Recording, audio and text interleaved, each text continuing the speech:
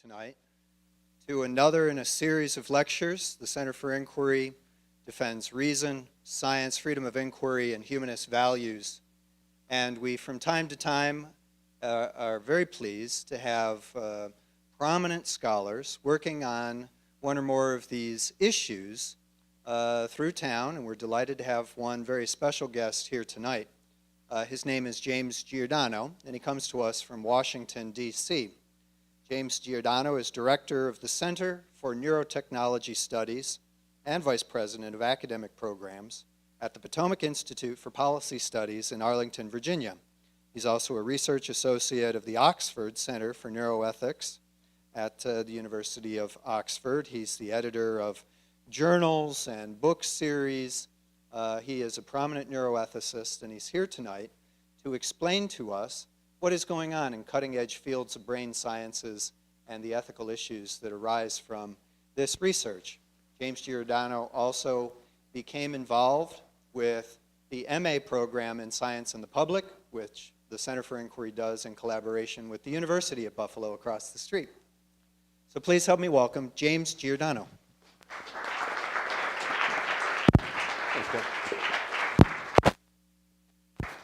Everybody hear me?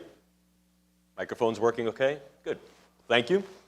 Once again, I want to thank John, certainly Paul, Ron, everybody for inviting me out tonight. It's all of you coming out here. It's a cold winter's night. And it's interesting because when we talk about the topic of neuroethics, people are usually polarized on this. They really think this is a great field, or they don't understand it at all. And I think hopefully by the end of the lecture tonight, you'll still think it's a great field because you understand it. And what's left to understand is that there's much that perhaps we don't understand. And as a consequence, that then becomes very, well, let me move this up better. Okay, this way it won't rub. Push comes to shove, I'll use a hand mic. I'm a lot more comfortable than anyway. Also, I want to apologize before I even start for two things. First is that I may, in fact, slip into jargon. And if I do slip into jargon and begin to use some neuroscientific terminology, simply raise a hand and stop me. I'm happy to address particular questions about a word, a phrase, whatever. I'll leave the majority of questions, please, if we could, till the end of the lecture, and then I'll entertain any or all of them, and I'm happy to stick around for a while and also engage in direct discussion with you.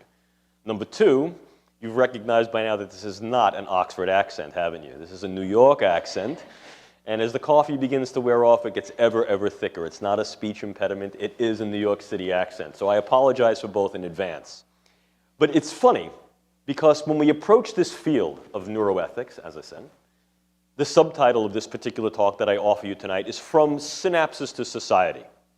And what that really explains is not only the issue of neuroethics, but certainly the large palette upon which this field, neuroscience, is increasingly being painted. Let's start out with some very important definitions so that we can operationalize the entire issue of neuroscience as science, neuroscience as a component of a larger rubric of science, and then also neuroethics and what this really means. Well, first and foremost, we have to begin with some understanding of the term neuro. And I want to dispel some of the myths that exist around this term. It's becoming ever more prominent as part of the public lexicon. It's being really de-siloed from the academic institution, and each and all of us, I think, see this term coming up over and over and over again. Now, the term neuro obviously refers to something neurological. And indeed, that's exactly what the prefix neuro leads us to. Those studies, inquiry, applications that are in reference to nervous systems, and therefore by extension, brains. All brains, not just the human brain, but any organism that manifests an embodied nervous system. And as a consequence, an understanding of how these nervous systems work, how these nervous systems are structured, and what it means also to have a nervous system. Now, let's just take this term neuro and hold it in abeyance for a while. What I want you to do is sort of tuck it away in your breast pocket, because we're going to whip it out again in a few minutes. But remember the term, and remember what it really means, pragmatically what this really means. Now let's appreciate the term science, because this field, neuroscience, is termed as such. Science, by formal definition, refers to the pursuit and use of knowledge as a human endeavor for human endeavor. It's science as scientia, from its Latin origin, not just knowledge and acquisition of same for its own sake, but the acquisition of knowledge towards the human condition, towards elevating the human predicament. And it's also science as a human endeavor, which contains particular values that we need to appreciate. And as such, it can very often be used within the social milieu. And when it's used within the social milieu, science comes out of the bag somewhat. Obviously, it's equally susceptible to being misused, misappropriated. And as a social force, what we find is science retains a particular set of values. It retains a particular set of effects. And that's critical to understand, because now we put together these two words, neuro and science.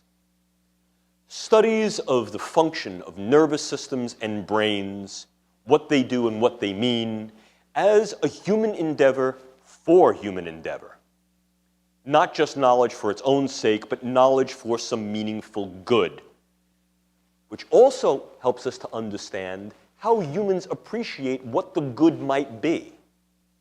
How do we know the good? How do we feel the good? How do we manifest the good? How do we contextualize it, formalize it? Well, those studies and approaches that seek to ground an understanding of the good are referred to as ethics. Let's not confuse ourselves here. Ethics and morals are not the same thing. Morality refers to those intentions, decisions, and actions by which we're able to in some way discern right from wrong, good from bad. A strict definition of what morality might be some ecological sensitivity to allow us to intuit rightness, wrongness, goodness, or badness in our interactions with others, and also as referential to ourselves. There's no great magic about morality.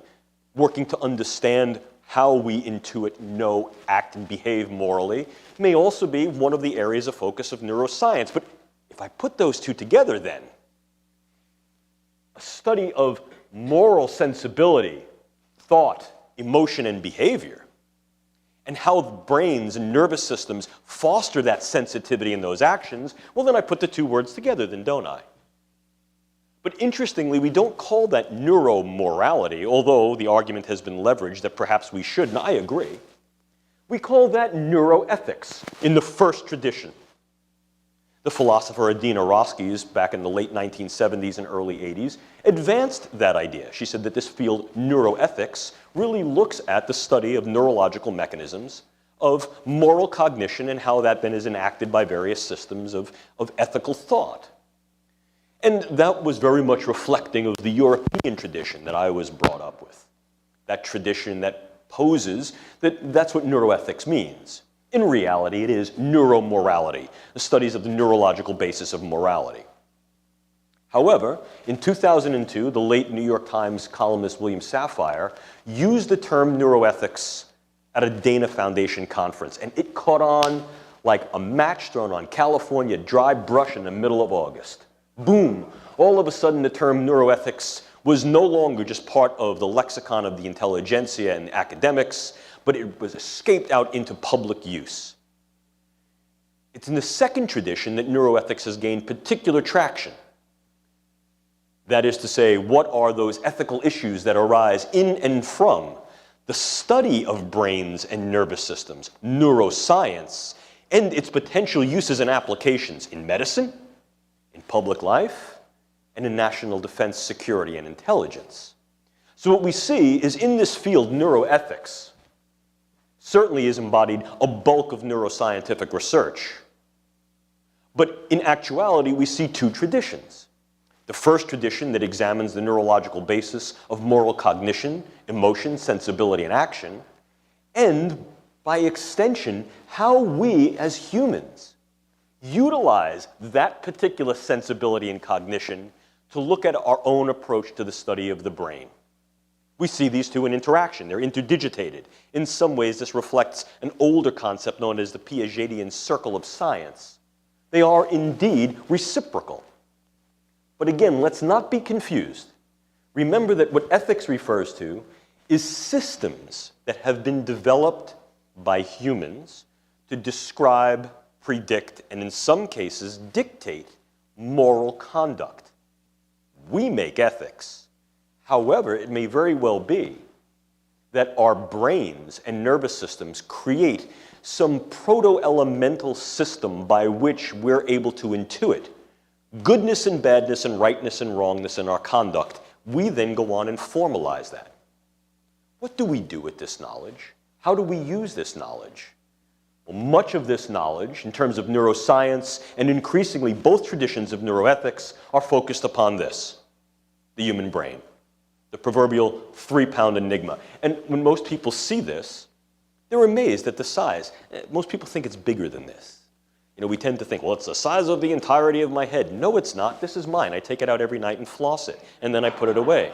My wife just happened to take this picture of mine because she recognizes that most I go out into the world and leave mine home. But this is, in fact, the human brain. Some of the layers have been stripped away. The vasculature has been stripped away. And it doesn't really comport real well in this photograph in terms of color. The actual color of the brain is a pinkish gray. And this sort of came out as an interesting yellow. That's really more a consequence of the slide. But you can hold it in your hands. There's something interesting about this slide, however, I want you to know. We in neuroscience have done a very fine job in describing the gross architecture of this. See all the bumps and ridges? See the major crease right down the middle? Almost every human brain looks like this, other than a very diseased brain or one that has a congenital defect or one that's been injured. It looks like this. These are major anatomical landmarks that are identical. I can crack open my head, take a look at these landmarks. I could do the same for the gentleman in the front row, the woman in the second row. The brains would look pretty much the same. In reality, the similarity tends to stop right there. What do we know about brains? Well, two things. Number one, that brains exist in bodies. They just don't exist like this floating around on the street. And they grew up with you. Your brain grew up with you. We in neuroscience like to say that brains are embodied. Indeed, they are. And because they grew up with you, the deities and the devil, so to speak, lie in the details of this organ. Oh yeah, the ultrastructure may look like this, but it's the fine structure that makes it work. The level of connections, the number of offshoots of each one of those different cells, how they're connected, the ways they're connected with each other, how many actual connections between nerve cells and other cells there exist in the brain. That's what gives you the uniquity of you. What do we know about brains? An adage in neuroscience is see one brain. See one brain. In reality, the brain is an organ of experience and relationality. No two brains are identical, which essentially tells us a lot about neuroscience. Neuroscience, therefore, strives to gain some generalizations about an organ that is, by its nature, very specific. Moreover, the nature of that specificity may mean that our particular moral conducts are going to be individually variant. So what we try to do then in our larger systems of ethics, what we should try to do, is to understand how this works, how it may be individually variant, and then try to fit that to those systems that are going to be most useful for the most numbers of individuals, preserving some individual level of perhaps libertarian value and identity, and at the same time allowing us to live as a community. Sounds like a great enterprise, doesn't it? Well, you know, I got to tell you, that really may be how we become moral. The fact that we as social animals are capable of doing that tells us a lot about how this 3-pound enigma developed. But if that's what we're striving to understand, both to understand about the brain and to understand what understanding about the brain may mean for us as individuals, as in for individuals in cohorts, in families, in groups, in large communities, on a shrinking world stage that's encountering plurality on a daily basis, we need to understand what neuroscience can mean also as a social force. To do that, I think it becomes important for us to understand how we got here from there. And here is an increasing comportation of neuroscience as a technological field that yields great effects. How did it get to be so important? Why is this field so increasingly vital as a leveraging point for what we know and how we use it? Well, let me give you a little bit of the history of this, a bit of the momentum that led to this particular pendulum swing that we find ourselves poised to look inward at the essence of what it means to be not only human, but the essence of what it means to be, which may then change the entire way that we regard each other species, perhaps even machines that we may be giving some cognitive capacity to. Well, much of this arose from the huge groundswell of information that occurred during the latter part of the 1800s, called the Second Industrial Revolution. One can take a look at the 20th century and recognize the 20th century is the era of technology. I would argue that throughout human history, you've seen very few gains in such a short amount of time as we've evidenced in the 20th century. And the 21st century promises to be no different for sure. But neuroscience literally grew up in the past 30 years. And I'll give you an example of that from my own experience. When I was schooled in this particular discipline some 30-odd years ago, God, I feel old now, the field that I entered was not even called neuroscience yet. It was an amalgam of physiological psychology, neurobiology, pharmacology, different areas of psychology that try to explain basis of behavior. One of them is called ethology. There were only 3 programs at that time that actually called themselves neuroscience programs. Now you can't swing a wet rope over your head without hitting neuroscience programs at the high school level, at the college level, at the graduate level. They're all over the place. It's reflecting this huge groundswell of intellectual and practical progress in a field that allows us to look inward, perhaps so we can look outward in the way we behave, the way we think, the way we act, the way we feel. So take a look at some of this momentum. The big science agendas of the 40s, 50s, and 60s are, for example, the Manhattan Project, the space race, gave us tremendous technological power. We converted that really into the technological integration of the 1960s and 1970s. I look across the room, and I'm sure most of you in the room remember those years. I do. The space race culminating with a human being on the moon, for example. The tremendous amount of computational power generated in the late 60s, 70s, and 80s. And if we take that swell even further, we then take a look at the idea of the birth of neuroscience as what we call a titular field. It came unto its own as an identifiable discipline in the mid to late 1970s when I joined the field. It was an exciting time because what was happening is technologies were coming together with this new science that allow us to look inward and the essence of what it is to be human, biologically certainly, but then also looking at the psychological dimension and what that meant to enact that psychology in our social sphere. Well, we really gained a lot of horsepower during the 1980s through the project that was called the Human Genome Project. And the Human Genome Project had as one of its core agenda to study the human genetic makeup as to determine what makes us us. An ambitious agenda, yet it fell short in some ways because we recognized that the genome was only partially contributory to the usness of us. Oh, it may have laid down the blueprint for sure, but the expression of that blueprint occurred as the consequence of proteins that were made by genes, what we call phenotypes. And these phenotypes are ultimately reliant upon interaction with the environment. So we see a structural functional approach that wasn't wholly dictated by the genome. But we also learned that these techniques of molecular biology and genetics could be harnessed within neuroscience to give deepening intuition to what neuroscientific inquiry could do and was doing. We drilled ever more deeply down into the molecular mechanisms of the brain, ever more deeply down into the links between genes, proteins, organs, organ systems, behaviors, and environments. We tried to then build those bridges from the molecular all the way up to the mental, from the synaptic to the social. This created the proverbial tipping point in doing that to such an extent that this huge momentum in neuroscientific inquiry was concretized by a congressionally declared imperative known as the Decade of the Brain from the years 1990 to 2000 that really succeeded in doing one thing quite well: bringing together neuroscience as a cogent field of inquiry with a broad umbrella rubric under which it could gather other fields of inquiry, investigation, other techniques and technologies. And in this way, the Decade of the Brain brought neuroscience into the spotlight and allowed it to become what the sociobiologist E.O. Wilson refers to as consilient, bringing together other disciplines with the common focus of understanding nervous systems and ultimately brains and what it is they do. Well, obviously, one of the agendas there was to be translational in that science, to translate neuroscience into clinical disciplines that would not only be useful in understanding the human condition, but for working in the human condition to rectify components of the human predicament.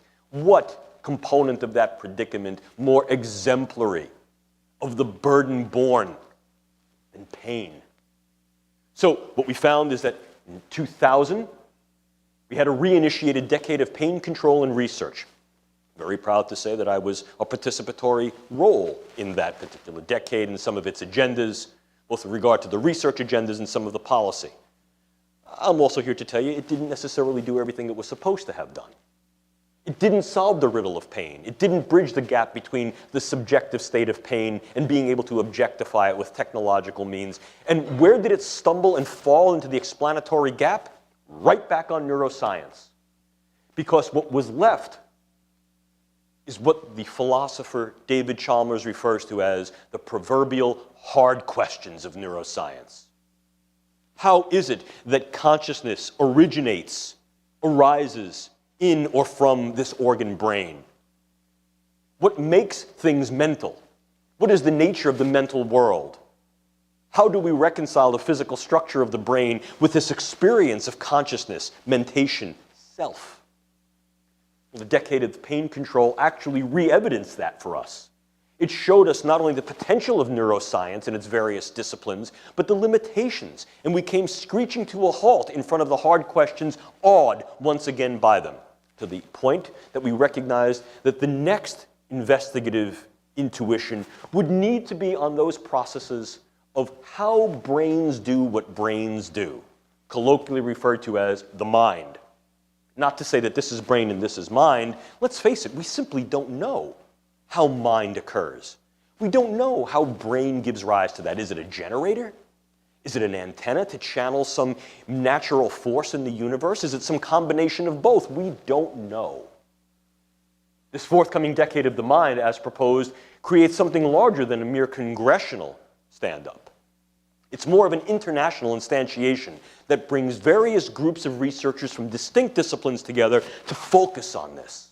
And one strong part of that arose from the Human Genome Project. It's called ELSI, Ethical, Legal, and Social Issues. We now have this thing called NELSI, Neuroscience, Ethics, Legal, and Social Issues. How is it that we will not only take this information, appreciate this information, but how shall we use this information? Indeed, that's important because neuroscience has been historically guided by these profound philosophical, anthropological, and in many cases, potentially theological questions that have existed throughout the history of humanity. In many cases, these durable philosophical questions, what does it mean to be me? What is the nature of mind? What is the nature of self? How do we appreciate our role in the universe? What does it mean to interact with others? What is the place and regard for non-human selves? While philosophical in nature, very often there have been theological orientations that have posed particular answers. Why? Because the actual reality may be beyond our reach. So we grasp what is most close to us, whether that closeness exists as myth, as rationality, as superstition, or as science. So one of the things that neuroscience is aimed at doing is cutting through that and utilizing science to negate some of those superstitions. Utilizing science in such a way as to militate against particular myths. And do so in a way that is both pragmatic with regard to its inquiry and pragmatic with regard to its potential utility. Indeed, neuroscience has brought together a number of fields, and there's not only the scientific disciplines that are classic, for example, biology, physiology, pharmacology, but it's moved increasingly towards engaging psychology. Now, it doesn't dispel psychology. It doesn't say that psychology is no longer useful, that it's all neurobiology. No. It leaves psychology as a study of those mental processes and their effects, recognizing that in some ways it deals with the function of the brain, but in many other ways it deals with the function of embodied brains as they exist in whole organisms, humans, animals, etc.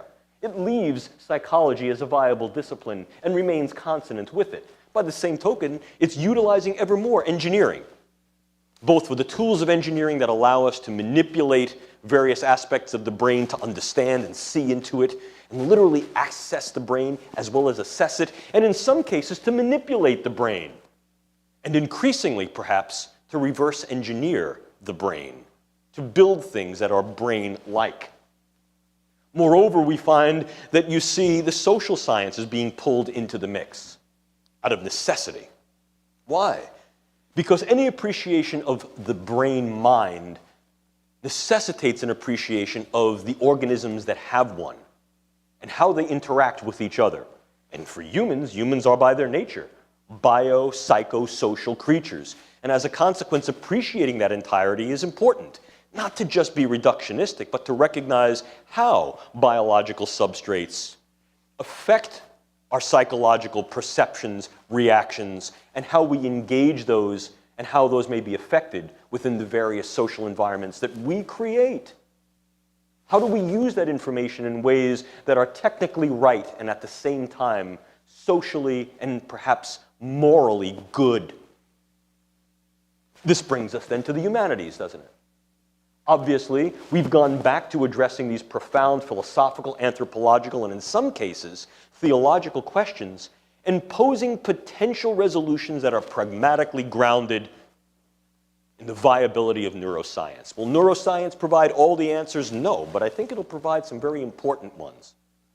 Because what neuroscience may provide is an understanding of those bases of how brains work to function in cognition and consciousness, emotionality, and what that could mean for our interaction with each other, both on an individual scale and perhaps far more globally.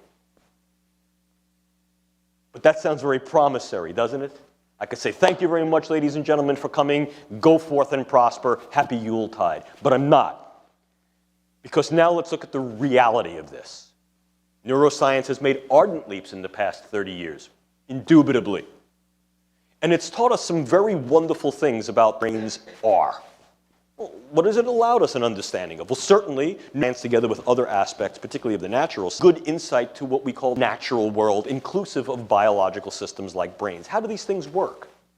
Well, we know that much of this engages a complex dynamic system, and we see that operation in praxis when we look at the way nervous systems work. That's also allowed us a pretty good understanding of what we call the material cause. We can look at nerve cells, accessory cells called glia. We can look at how they assemble together in simple and increasingly complex nervous systems, and we have a pretty good idea of how they work as cells, as small systems. But once again, what do? We peer into the void of Chalmers' proverbial hard questions. What we don't know is what's known as the efficient cause. We don't know how the gray stuff gives rise to, channels, evokes the great stuff. At least not yet. We have pretty good purchase on how this might occur, but the answers are less than definitive. And moreover, we can only speculate about why this might be important, to have cognition, to have emotion, to have some sensitivity towards moral valuation. We don't know yet. Are we moving ever closer towards potential answers? Sure we are, but we're certainly not there. But what this really allows us to do is take a step back and reappreciate the hard questions and what they mean. What is consciousness? Is it something that's real, or is it just an epiphenomenon? Something that we look at and we sort of try to interpret because we have to put a label on it, but it might just be the hum in our brains. Or is there something more to it? What is this thing we call mind? Is there a self? And if there is, what is this? And how do we define that? Well, in reality, each and all of these questions, as well as how we should engage in neuroscientific research, and what we do with the answers we find and the answers we lack, do not exist in a vacuum. These get out. They affect our appreciation of what we are, what we're not, what we could the answers may mean, and obviously they give rise to moral issues, questions, and potential resolutions. And we seek to appropriate these through various systems of ethics. But now we get into the area of neuroethics, don't we? What is it that makes neuroethics special? What is it that lets us look at this study of neuromorality, potential neurological basis of being moral, and yet appreciate this field of neuroethics as not just a subset of ethics, but something special? Well, I argue, ladies and gentlemen, that what does that for us is the prefix neuro. Although it refers to nervous systems, brains, and their structure and function, what we have to understand is neuroscience, like any science, is based upon knowledge that is iterative and is contingent. It changes, and it changes fast. There were things that I learned as a neuroscientist in school 30 years ago. I'm here to tell you they were wrong. And they weren't unitary facts that exist in isolation, that we can just sort of turn over like a penny and not affect the entire account. These were hinge points upon which the entirety of our account of knowledge was based. How do nerve cells actually work? Well, once we understand that, or thought we did, what ends up happening is our entire construct of brain and all of its function, including cognition, mind, self, were built on that. I change that one little piece, the whole thing comes down like a house of cards. And we recognize that. Well, for sure, much of neuroscience exists that way. Particular constructs are advanced, new constructs come. What they may do is subordinate them, in other cases replace them, in other cases render those constructs particularly wrong, and all of the derivative constructs that come from them. So what we have to understand about neuroethics, what makes it unique, is that you're dealing with a field that is continually changing, and how then do we appropriate values of good, bad, right, wrong based upon the knowledge we have right now? Not knowledge that's 10 years old, 20 years old, 50 years old, knowledge we have right now. And what does this mean for the path of knowledge and its use that we will seek tomorrow and the day after that and the day after that? What makes the field even more complicated is that this is a cat that's out of the bag. As I said to you earlier, you can't swing a wet rope over your head without hitting something neuro, and I urge you to do this. A simple empirical thing you can do on your own, a little experiment. Go forth after this lecture and open some of the popular press, Time, Newsweek, The Economist, local newspapers, national newspapers, and I guarantee you at least one of each one of those publications will either use the word neuro prefix explicitly or refer to some aspect of neuroscience in trying to give an answer to what may be a political, economic, or social problem. So we see neuromarketing, neurolaw, neuroeconomics, neurotheology, all of these things in the fore as part of the public lexicon. But you know, I have to laugh because that same neuroubiquity very often reflects misinterpretation, miscommunication. What does it really tell us when we talk about things neuro? We have to avoid what my colleague at the University of Oxford, Roger Scruton, refers to as neuro-nonsense. And he says it much better than I do. He has this wonderfully rich, erudite English accent. He says, Jim, it's all neuro-nonsense then, isn't it? Well, yeah, Roger, in a way, there's a lot of neuro-nonsense out there. And we have to be cautious because the neuroscientists like me and my colleagues are very guarded about how we utilize the information we get and how that contributes to this body of knowledge. But the very technology of the internet and information transfer allows even the most guarded scientific information to quickly escape out into the public lexicon and into social use. And very often, misconceptions, misperceptions, and in some cases, miscommunications. Unintentional in certain instances, in other instances, perhaps more intentional, occur. And as a consequence, you see this neuro-nonsense. Misappropriations of what neuroscience tells us, or in some cases, frank purloinment and bastardization of neuroterminology, the existing neurofacts, to suit agendas. Well, this is what this means because the brain does this. Wait a minute, the brain's not doing that. That's not what really happens. You can't cherry pick these facts. You have to use this in the entirety of the whole fund of neurological informational capital. You can't just cherry pick this and that and whatever. I can't simply say because the gentleman in front of me has on red socks, well, he's a communist. Well, see, he's wearing red to a public event. That's ridiculous. It's that stupid, but you see it all the time. And you know, part of neuroscience actually teaches us this. It teaches us how individuals and their cognitive processes engage each other when they get in large groups. Cognitive social neuroscience helps to teach us that. But you know, Thornton Wilder said it much better, tongue-in-cheek. You get enough people together, you get nonsense. But if you learn nothing else from this lecture that I give you here tonight and you go forth and I give you a gift for the Yule season, I'm going to give you the gift of this particular definition. When you see that prefix neuro, step back from Scruton's concept of neuro-nonsense, appreciate the validity of that term, and understand what neuro really means.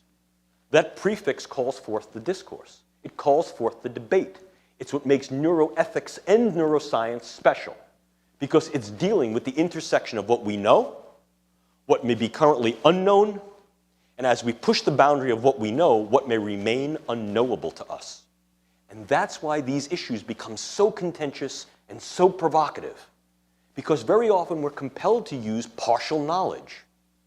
How do we do that in such a way that comports well with science and doesn't devolve to myth? That's critical. And obviously this reflects a long-standing set of debates with regard to science and society. I urge you to think back to the Platonic allegory of the cave. Many of you are familiar with it. You might not be. It's illustrated for you here. Socrates spoke well of it with regard to Plato's story and allegory of what happens. We have prisoners who are sitting in the cave and they're facing the wall. Behind them are actors who are illuminated by flame, the natural world. And the actors use cutouts to sort of describe particular events. They're essentially putting on a play. Well, the individuals in the cave, the prisoners, if you will, see these things. They see the shadow of the cat, the shadow of the table, the shadow of the chair. They don't see those things themselves. Moreover, if they turn around and they face the actors, what do they see? They see the cutouts that are little more than golems. What was urged platonically, Socratically, was this should be the impetus for these individuals to free themselves from the bounds of the ignorance of living in the cave and looking at mere shadows or golems or cutouts and move outside into the natural world and appreciate that naturalistic fullness. And don't just see the shadows on the wall or the cutouts, but see the things as they are and appreciate them for the naturalistic fullness in a way that is pragmatic, sensible, and rational. To paraphrase, see not merely the shadows, but know ye what realities lie beyond the cave. Science offers this capacity to unshackle. But of course we have to take that step and we have to be willing to recognize that to understand may change certain beliefs, and that's provocative. And what this actually does is this speaks to the zeitgeist, the spirit of the time of neuroethics. What makes neuroethics so unique, so provocative, and so contentious is that it prompts confronting what we know and what we don't. It may prompt us not only confronting our extant beliefs, but in many cases revising them. And recall, many of these beliefs have grown out of our appropriation and attempt to explain philosophical, anthropological, and in some cases theological questions. What do we do with the new knowledge? Are we going to cherry pick it? Are we going to ignore it? Are we going to miscommunicate, misappropriate it? Or are we going to use it, not unlike the prisoners in the cave, but unshackled to really appreciate the naturalistic fullness of things like the brain-mind, for example, consciousness, the nature of the self, moral regard and actions based upon what we learn about humans and non-human selves, and ultimately the nature of being. This then brings us into the fabric of what are neuroethical issues. What are the ethical issues that arise in and from neuroscientific research and its potential applications? Well, there are many of them. I'm only here with you for but a brief amount of time. Obviously, I can give you only sort of a bird's eye view, a coarsely grained overview of the field, perhaps enough to whet your appetite, perhaps enough to make you think, and certainly, I would hope, enough to let you appreciate the profundity of not only the field of neuroscience and neuroethics, but its capacity to be utilized in ways that could, in fact, evoke great good. But at the same time, the Janusian face means that it might also be used to evoke great harms. That lies in our hands now. So the idea here is, how do we appreciate these issues? And in appreciating these issues, are we ready then for what the answers may be to these questions? Well, one of the questions that comes up is what represents treatment, what represents enablement, what represents enhancement. Ultimately, what this may reflect is where do we draw the line between what is normal and what is not normal?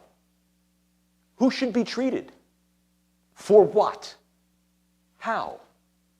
This is certainly not on the lips of just the public with regard to things like insurance, healthcare allocations, but it's also on the lips of many clinicians, now perhaps more than recently in the near future, because the American Psychiatric Association has currently released the field trials of their new Diagnostic and Statistical Manual, 5th edition, which strives towards a more biopsychosocial orientation, strives to use neuroscience more to help us to define what conditions may be pathological in psychiatry and what conditions may not be.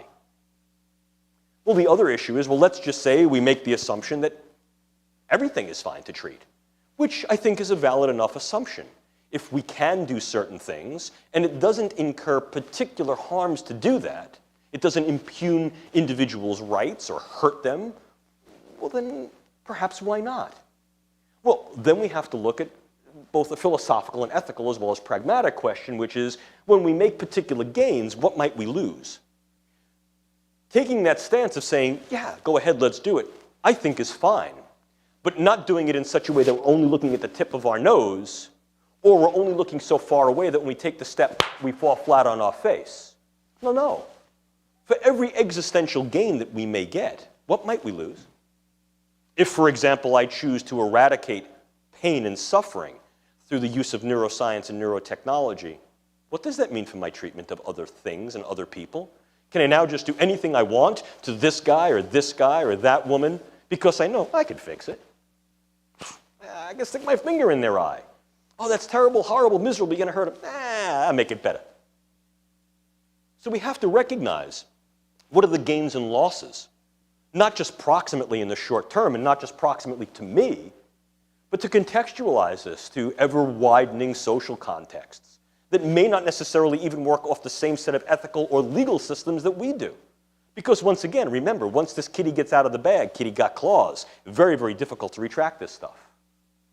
And moreover, the big issue here is, are we ready to manipulate that level of natural control if, in fact, these things get away from us? And it can happen.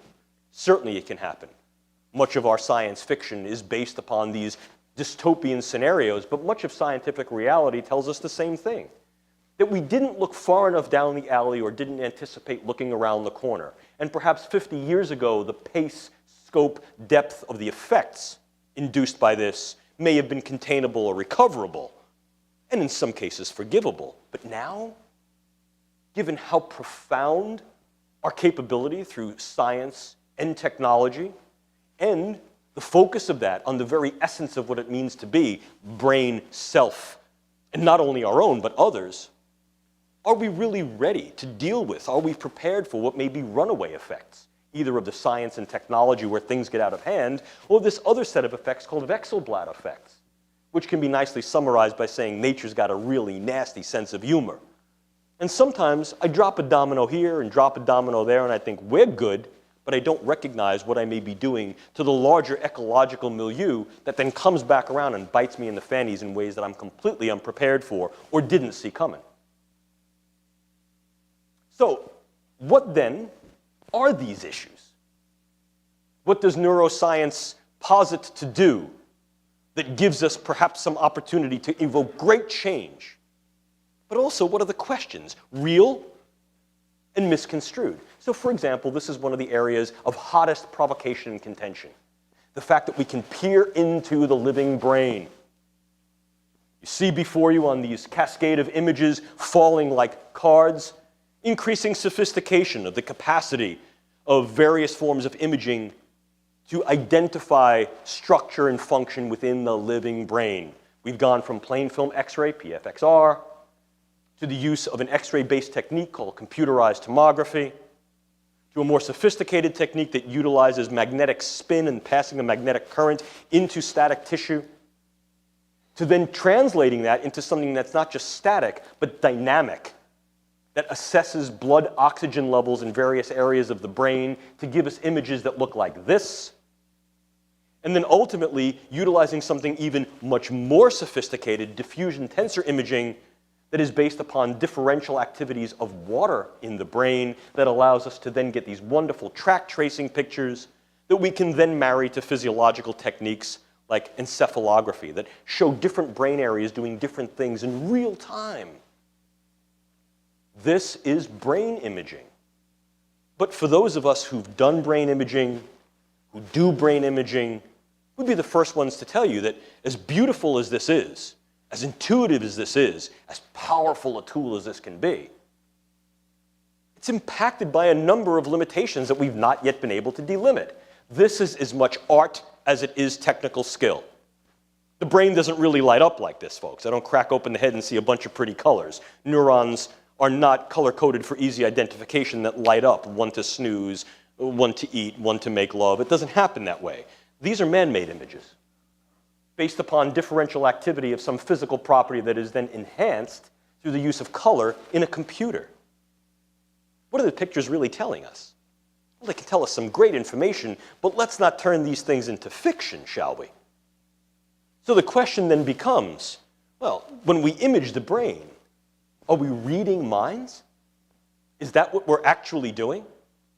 And if we're not, can we ensure against the misuse of these techniques and technologies in those ways that are inapt or inappropriate?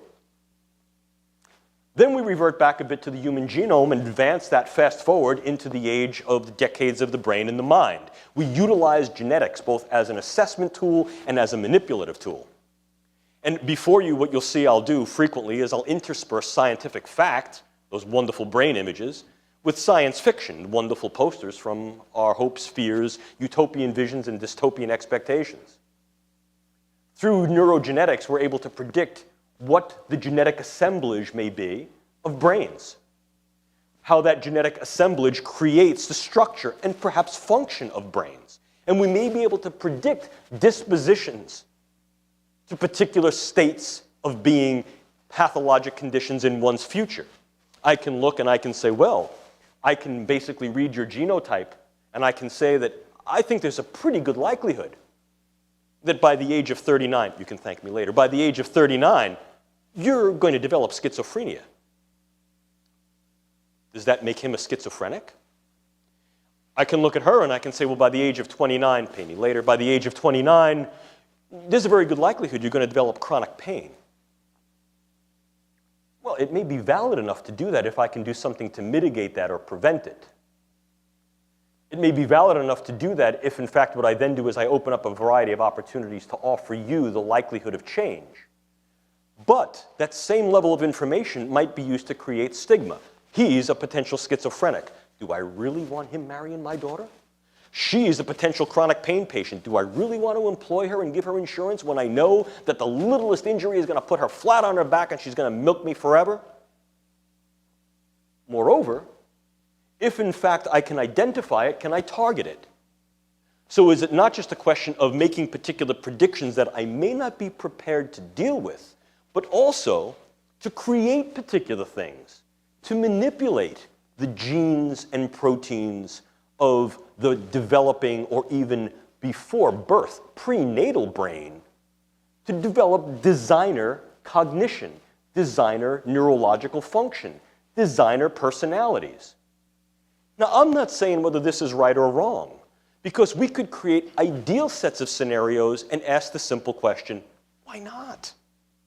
And indeed, I think there's a substantial amount of information to support, yeah, why not? If done with a way that is technically correct, and if, in fact, it doesn't transgress any major moral imposition, and there is a legal and social system to support this. But each one of those is an if.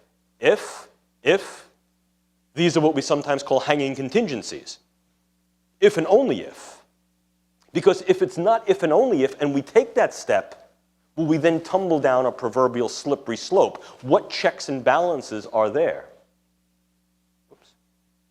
Go back one. Then we get into this stuff. which is really where I hang most of my coat and earn my bread and butter. This is the really deep, high-tech neurointerventional stuff. This is where you really begin to see the fusion of a variety of different technologies: neuroscience, nanoscience and physics, engineering, biopharmaceuticals, all coming together, certainly with a very strong driving force that says this is for the good.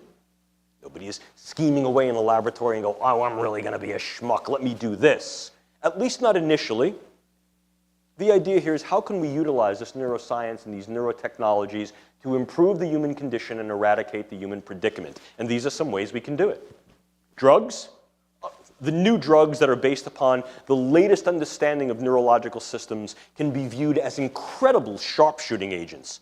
It can avoid many of the adverse side effects that many drugs previously gave. Moreover, access into the brain has ordinarily been a pharmacological barrier. Now we can actually not only get into the brain, but perhaps target specific regions in the brain and avoid side effects of the shotgun approach. We can utilize, for example, nanopharmaceutics, very, very specific, small scale platforms that allow us to interact on the individual cell level and avoid all these nasty side effects that affect cognitions, emotions, and behaviors.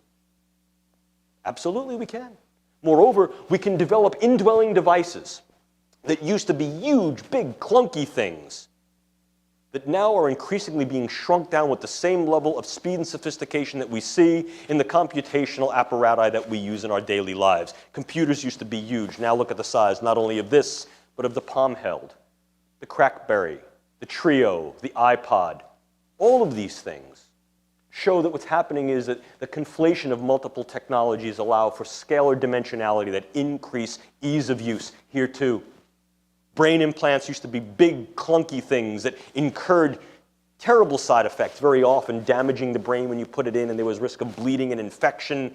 Now, the sophistication of the actual technology for implantation and the scalar shrinkage down to the very low micro scale, and increasingly translating the experimental use of these nanotechnologies into the clinical realm, leaves open great possibility to implant various tools, techniques within the brain, sensors, manipulators, scaffolds for drugs that are able to change the way individual cells, groups of cells, or whole brain areas, if not the whole brain, works.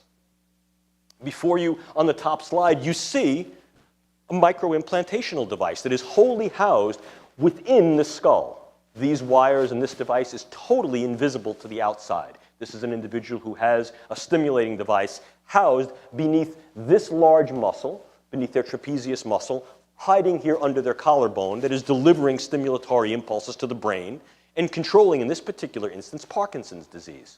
The individual was virtually debilitated prior to this. After this, literally within days, was riding a bicycle. How fabulous. But of course, remember, each one of these may have something of that other Januzzi side.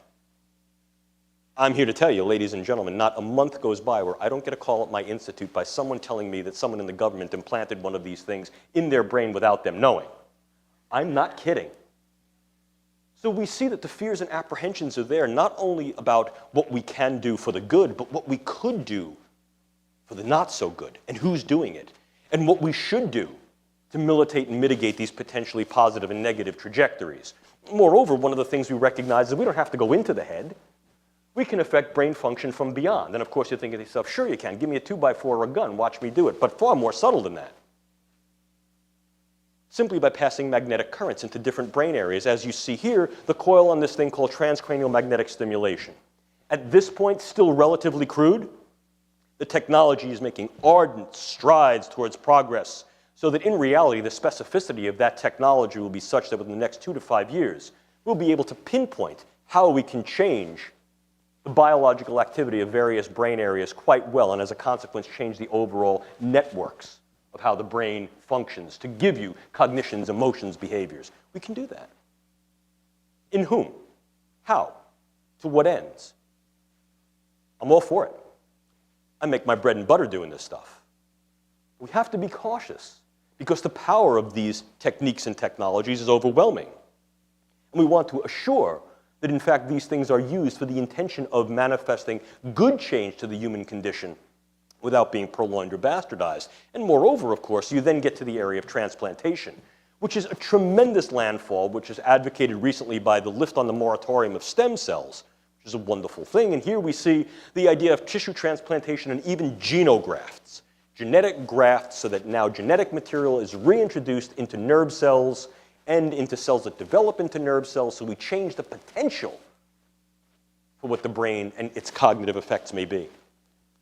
Can we use these things to abolish things like pain, sadness, suffering, and expand our capabilities? The cognitive realm, the emotional realm, and as my colleague John Shook and I discuss over and over again, perhaps even our moral capability. Not only can we, should we? How should we? And then the real exciting stuff. Linking brains to machines and creating machine brains. Stuff of science fiction? Nope.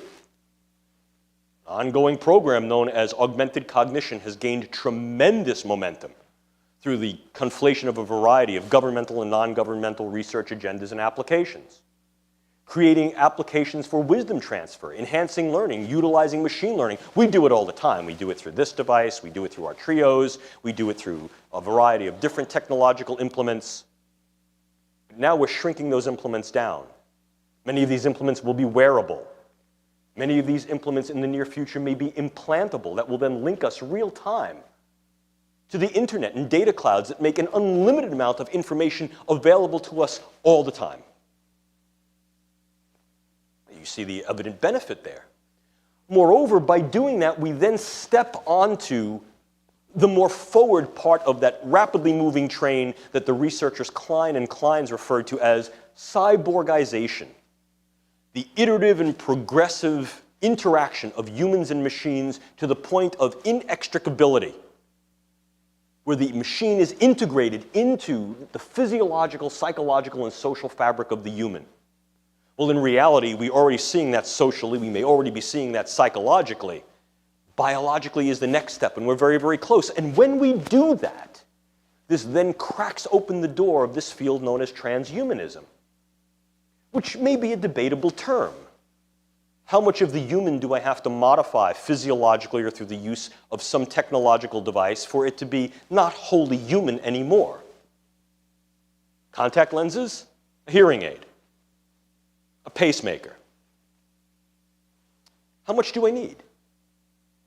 Does that make me not human, or does that make me wholly representative of humans as a species whose nature it is to self-improve and use tools to augment themselves?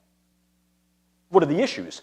Ultimately, are we going to be moving towards a point where humanity is no longer dependent on this any longer and becomes a machine-type interaction or changes enough of its genotype or phenotype to be something different? Is that possible? Yes, actually, it is possible.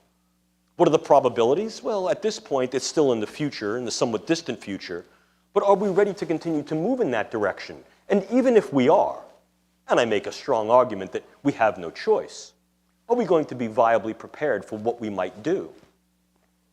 And what happens when we ultimately reverse engineer the brain and develop a machine that has cognitive capability and emotional capability?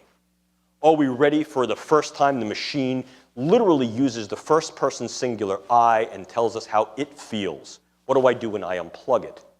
And before you go, oh, that's the stuff of science fiction. No, it's not.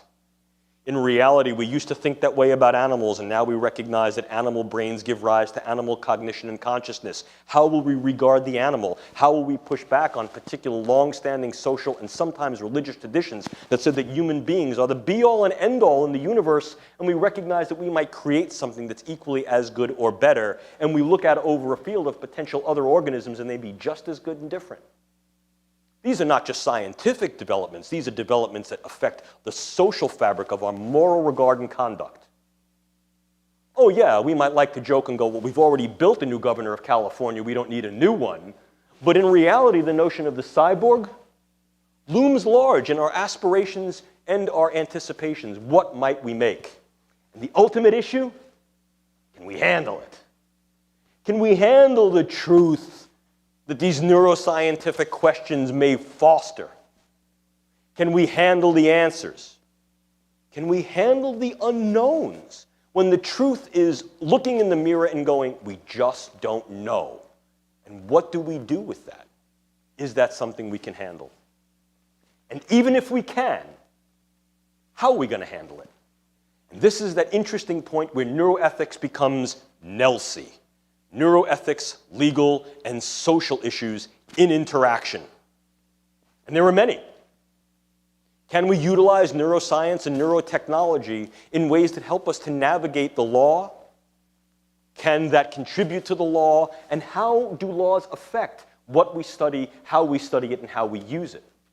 For those of you who may be attorneys in the room, one of the things that keeps coming up repeatedly is the Frye and/or Daubert standards that are held at the bench in courts of law of how we regard the validity of neuroscientific and neurotechnological tools to be able to determine culpability or non-culpability in courts of law.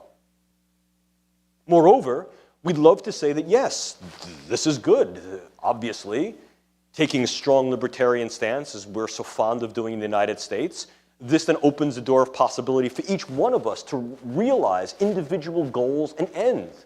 But wait a minute, we're not the only culture. If one of the things we're seeing is a shrinking planet and increased pluralization, how then do we rationalize what set of goals and aims we may use these technologies for? Are we ready to engage that so as to be both macroculturally as well as microculturally sensitive? Obviously. Moreover, how informed can we be when giving informed consent about the use of these when we recognize that we can sort of only see to the end of the block but not around the corner or around the block? Does that in some way impugn or threaten the sanctity of informed consent and what that means in medical contexts, and the ability for individuals to act autonomously and make choices, particularly when it comes to things like refusing? Autonomy is the negative right of refusal. And in terms of accepting or refusing particular treatments, what we can or cannot do to individuals or others, this then brings us back to the idea of neural norming, neuroontologies. What does neuroscience teach us about drawing that dividing line between what represents normality and what represents an abnormality? What does it teach us about the diversity that we recognize to be the norm, and where we as humans begin to draw practical kinds that are not necessarily based on biological information, but that are based upon bias, belief, social constructs, political constructs? Will neuroscience in some way abolish that, or might we not learn from history and bastardize neuroscience, neuropsychiatry, and neurotechnology to create false standards by which we say, you're not worth it, you're just an underling, you're subhuman, you're a superhuman because you have these traits. And you all have lives unworthy of living. You may remember some of that verbiage arising from public health standards that occurred in the 1920s that were then bastardized and usurped by Hitler's Germany. And even if we make the assumption that all of these things are good, and in many ways, I could stand before you and I can illustrate the viable rightness and goodness of any one of these neuroscientific or neurotechnological techniques and or approaches, here's an easy question for you. Who's gonna get them? Who gets the goodies? What? The contemporary healthcare scenario and the infrastructure of healthcare provision and policy in the United States and internationally portends that everybody who's going to get what they need? Hardly so. One need only take a look at a field like cosmetic surgery, for example, and recognize there are plenty of people who actually need cosmetic surgery, and there are plenty of people who don't. Not in all cases, people who need get what they need. Are we ready to provide a system of distributive justice so that those individuals who need very, very high-tech neurotechnologies and science get that? And that by the same token, we don't overuse these things and usurp their value simply by virtue of market model agendas? Well, there are those who might say, screech to a halt. Stop. Then don't go any further because there are too many unknowns. I say no. No. There are a number of reasons why we can't do that. Least of which is the fact that there are some very strong pro-arguments in favor of continuing this research and its potential and iterative use in a variety of different applications. Many of them based wholly on a biological, naturalistic appreciation of the way humans work as tool users. We don't rub two sticks together anymore to get flame. I don't communicate to you by making a fire and then using a blanket and doing it that way. I don't say, folks, I'm sorry I'm late, but John Shook and I had to go out and hunt the deer and kill it for lunch. We didn't do that. We're tool users. And we engage tool use to both facilitate our social interactions and compensate for our biological limitations and at the same time augment our biological capabilities. The argument there is that there's a natural need to indeed engage these processes. So much for neurotechnology, to engage these processes in ways that are both right and good. It's hibernating, I'm sure it'll come back. On the other side of the coin, and there is a distinct other side of the coin, lies the potential that, wait a minute, partial knowledge in each and any one of these areas may be very, very harmful. And as a consequence, we must stop. Well, that latter dimension is sometimes referred to as the use of the simple precautionary principle. And you may have heard that. When the risks outweigh the benefits, ergo, stop short where you are. I disagree with that for a couple of reasons. First, I think that the simple precautionary principle, if we look at its history, was devised during a period of time when scientific and technological advancement had a much larger, longer window of coming to fruition. We could stop, so to speak, and take our proverbial time. And if we saw that the benefits were being outweighed by risks, we could just stop, slow down. Moreover, there was some relative security in terms of who was doing the scientific and technological advancing. It was limited to a fairly small cadre of individuals existing in well-identified nation-states. No more. Now what we know is that this pendulum of progress is swinging broadly and ever more rapid. Moreover, there's the likelihood that if we don't do something because we stand back and take a particular moral high ground that's wholly prohibitive, somebody else might. And then as a consequence, that may leave us in a position of scientific, technical, and perhaps economic, socio-political, and emotional vulnerability. We have to at least be aware of these realities in a pragmatic sense. Therefore, a simple precautionary principle will not work because, in part, it's anachronistic. It reflects an older precept of science and technology. But more than that, the very nature of neuroscience, not only as a standalone discipline, but as a discipline that is unified with other dimensional sciences like nanoscience, genoscience, increasingly cyber science, is in fact expanding at such a pace and has such profound implications that although I would never deny for a moment that the core driver, the thing that pushes advancement forward, is some beneficent goals towards its use. I want to use this for the good. And if I use it this way, these are the good things that will happen. Sure. But what we're not able to do is see around the corner.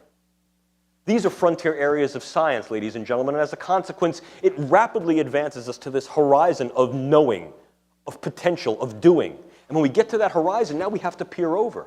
A whole host of potential unknowns then become available for us. And beyond, what we tend to find is we look around the corner and we have to appreciate that there are things there that we didn't even think about the first time.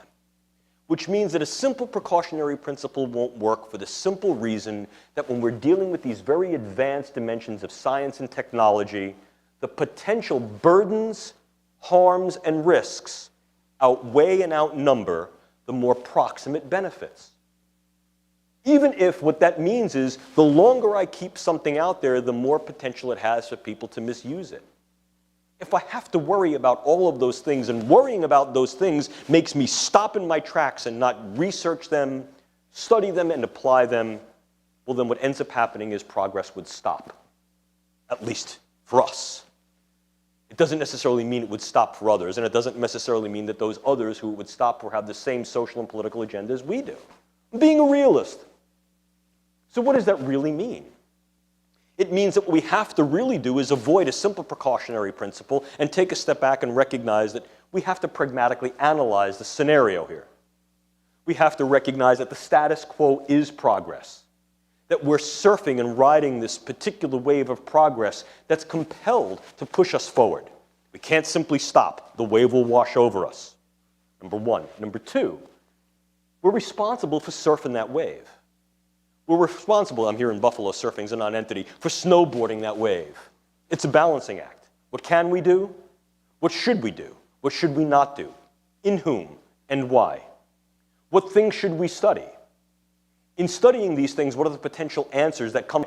Are we ready not only for the scientific implications of those answers, but for letting those answers out more broadly into the social milieu and how those things may then affect social conduct? And are we prepared for the long-term ramifications of that? Could it very well be, as I've argued, that neuroscience may offer at least some tool for us to recognize our essence of selves as humans and the essence of others as non-humans, and understand those things we have in common, those things we have in difference, and as a consequence, create a whole new set of values that we then need to appreciate in our interactions with each other? Yes, perhaps.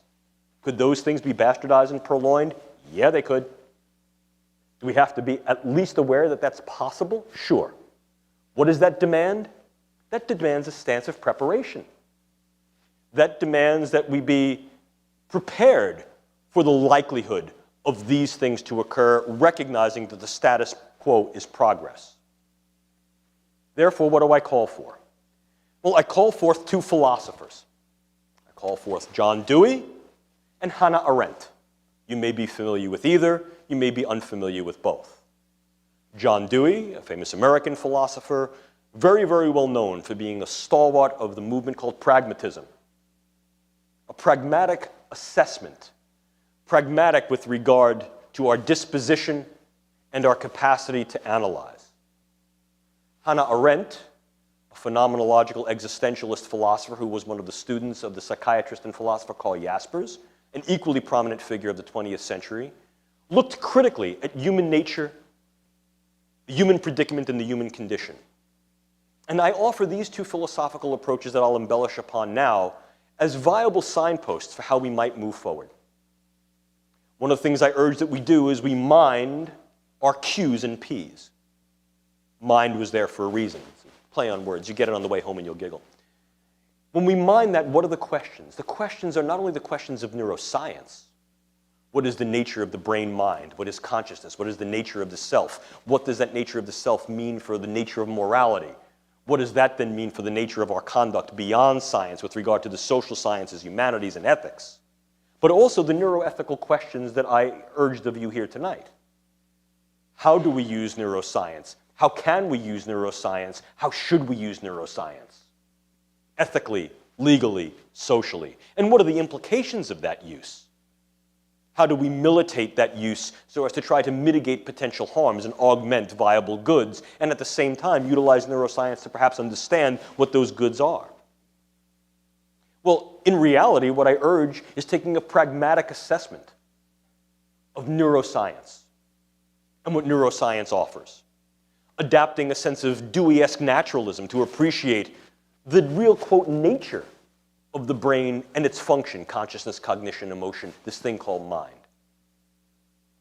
To use that in a way that helps to dispel particular myths, superstitions, those beliefs that may hinder us because we recognize they may be dogmatic and anachronistic. I argue that perhaps we have no other choice. The pendulum of science and technology swings ever more rapidly, ever more deeply, and cuts a swath through each and all of our daily existence, no longer limited to the academic ivory tower. But I urge that to answer those cues, at least 5 P's must be engaged. Number one, we must be pragmatic. Failure to do so leads us very vulnerable to default into false belief and dogmatism, and we can't afford to do that. Number two, that level of pragmatism is such that it may need diverse personnel to do so. The task, the allocations of neuroethics and neuroscience can no longer exist within a single silo, must bring together different individuals from the sciences, from the humanities, from law, and certainly also engage the public in a way that's non-misinformative, non-miscommunicative.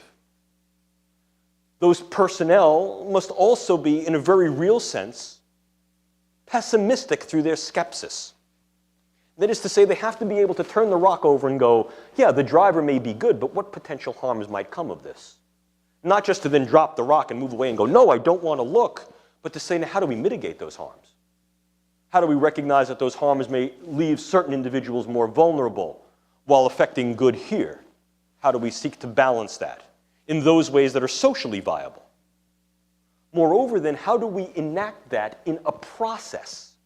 What process can we engage so as to militate the scope and aims of neuroscience and address various questions in such a way? How do we do that? We do that through yet another P, and that P is policy. But that policy has to be informed. That informing has to engage from a process of analytic and pragmatic address. That pragmatic address has to then articulate one of the key points of the process, which is yet another P, which is prudence, practical wisdom. In many ways, that practical wisdom has to be derived from a neuroscientific base of knowledge of looking inward. The more we understand about the human nature, the more we understand about the nature of the brain and how it functions to develop our cognitions, the more we know about not only what we know, but how we know it. The more we know about this potential for our moral sense and its strengths and its limitations, the more we're able to then appreciate the value of particular ethical approaches given this new knowledge, the more we may be able to intuit human conduct, not only towards ourselves, but to other cells, even if those cells are non-human. In many ways, what this calls forth then is Hannah Arendt's concept of how we work. Hannah Arendt, you may have been aware, did a very in-depth study of the war criminal Adolf Eichmann. And in looking at Eichmann, she didn't see before her a monster. What did she see? A simple human, embedded deeply within a socio-political and economic set of agendas and hierarchies that drove his actions to steer one of the most profound crimes against humanity in recent history, we know as the Holocaust. And she looked at Eichmann and she described that as the banality of evil. Just doing my job, man. But Herr Eichmann, did you ever look up and look over and prescind and recognize where this stood in the grand fabric of things? No, but I was following orders. I was but a simple bureaucrat. Arendt steps back and says, yes, humans can work in a number of ways. We have in our capacity the ability to put our head to the grindstone and slave away in a style that she referred to as animal laborans, literally working like an animal. But we also have intrinsic to our nature the fact that our perhaps strongest biological attribute is our cognitive sense. Look, folks, we don't swing from trees real easily. We don't suck oxygen out of the water. Last time I checked, nobody in this room was born pooping through feathers. We don't fly. And for a long time, we were prey, not predator. What was it that created us as the top of the ecological ladder? Use it. An understanding of neuroscience compels and sustains using that knowledge in ways to appreciate the gravitas of the strength and power of the brain and its function in cognition. This Arendt referred to as homo faber, the creative, ingenious human who looks up and looks over before they create as they're creating, so they're not then overwhelmed by some golem of the product of what their labors have been, who then stands before them and frightens them, and they're unprepared for what they've built. Look, our history of much of science and technology suggests to us that we can go in either of the two directions. We can do wonderful things and make great attributes through our use of science, its knowledge, and its tools and outcomes via technology. We can also make heinous mistakes. And very often, once the cat is out of the bag, those things are no longer recoverable or retrievable, and certainly in some instances, they're hardly forgivable. The impact is not only ethical, very often it's legal and social, and it's there for our children as well. In many ways, if I put Dewey and Arendt together, it bespeaks the wisdom of the ancients, those who went before the oracle at Delphi and was seeking profound knowledge. And the two truths espoused by that oracle are fundamental and simple, and in many ways speak to the essence of neuroscience, neuromorality, and neuroethics as profession and practice. Those two pillars of wisdom are human. Know thyself. Know thy limits. Know thy limits. know what we're capable of doing scientifically and technologically and appreciate that for its reality and its pragmatic gravitas, but also recognize the limits in our capability to self-militate and mitigate, recognize the limits of our yet frailties with regard to navigating science and technology and some of our social conduct, and perhaps we may be able to instantiate neuroscience as a means to augment that social dynamic and interaction and overcome existent superstition, dogmatic beliefs, and those things that have risen up from simple dogma to those social and political practices that now threaten our very existence. Neuroscience may provide that for us. Indeed, in many ways, it bespeaks the Faustian contingency. If you're familiar with particularly Goethe's Faust tale, it's one of the doctor, Faust, a man of wisdom, of knowledge, who was imbued with a great sense of application, inquiry, curiosity, and wonderful intellectual capability. But he felt disempowered by that. Moreover, he sought love.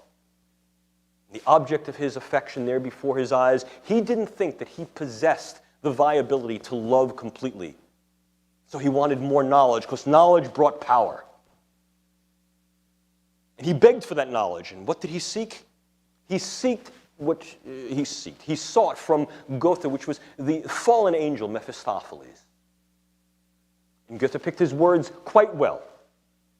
Mephisto not as something dark and brooding and evil, but Mephisto as something knowledgeable, having seen from the prescience of the proverbial construct of Goethe's heaven and the proverbial construct of Goethe's hell, who existed in the real world as the arbiter of that.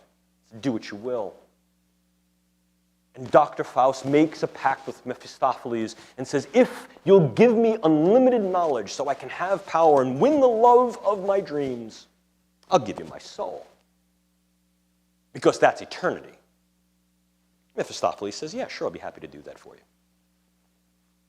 But he warns Faust, think before you act.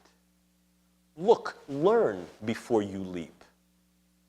And in a poignant scene that I had as a PowerPoint for you, Faust stands about to cross that threshold of direct acquisition of knowledge. And Mephistopheles reaches around him, and in a powerful theatrical moment when done on the stage, whispers into his ear and says to him, you stand stock still and stare. As if before the lecture hall, he admonishes him, Herr Doctor, this is not a mere academic exercise. This is the real world. There, before you, metaphysics, physics, all are there. Yet, as you are about to take that step, do you realize that the blood guilt that you are about to bring upon the land will come from thine own hand? He warns Faust, look, you could have the love of your life based on what you have now.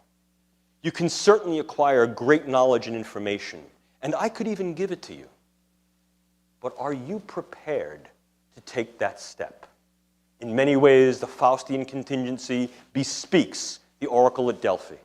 Know thyself, know thy limits. In many ways, that upholds our 20th century philosophical vision of Dewey, pragmatic analysis, address, and an appreciation for the naturalistic reality of the human creature and the human condition. And Arendt, compelling us to work to that component of our natural self that allows us to appreciate what it is we're doing as we're doing it and militate our own actions because we can, striving for the good, recognizing the good is translatable from the individual to the community. And this, ladies and gentlemen, I argue, might in fact be what neuroethics is all about. It may be that what neuroethics provides for us is a possible meta-ethic, a system by which we can analyze the neurological basis of our decision-making, cognition, and morality, and then put that to work at the tasks of analyzing, addressing, assessing, and articulating our science, its study, and its applications in medicine and public life. I urge that what in fact neuroethics compels and sustains is a pragmatic, preparatory stance, and a very strong appreciation for an ethos of responsibility based upon an acknowledgement of self and limits. And that perhaps may be the tasks of neuroethics. It may be that what neuroethics has before it, as its marching orders, is the need for reflection, insight, analysis, and perhaps at least some pause, if not in the articulation of science and its technologies, a pause that allows us to prescind, a pause that allows us to come to 30,000 feet and look around the corners and look over the potential horizons and ask, are we ready? And if we are, to embrace the pace wholeheartedly, and if we're not, to either make ourselves ready or to mitigate the pace. It may very well be that what neuroethics is teaching us is something that my father, who was an engineer, used to teach me when I was a little kid. He used to bounce me on his knee and he used to say to me, Jim, measure twice, cut once, because all too often there's no turning back.